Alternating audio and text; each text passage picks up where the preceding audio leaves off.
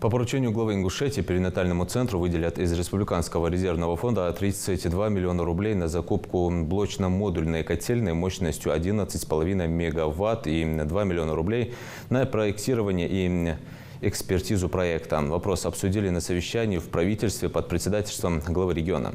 Дополнительные средства понадобятся также на создание инженерных сетей и подключение медучреждения.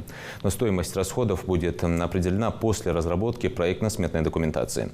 По словам министра строительства Микаила Балахоева, запуск котельной планируется до наступления отопительного сезона. Минстроем Ингушетии готовится проект распоряжения правительства о выделении денежных средств из Резервного фонда Республики Ингушетия на проектирование и строительство. Глава обратил внимание на то, что больница не первый год испытывает трудности в связи с отсутствием собственного отопительного комплекса, и решение этой проблемы относится к первоочередным задачам.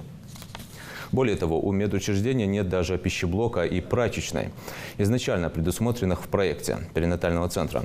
Отсутствие котельной, пищеблока, прачечной в перинатальном центре, где пациентами являются женщины и новорожденные дети – это из ряда вон выходящая ситуация. Ее срочным образом надо решать. Вопрос строительства котельной практически решился. Продолжаем рассматривать предложения по строительству пищеблока и прачечной, заявил глава Ингушетии.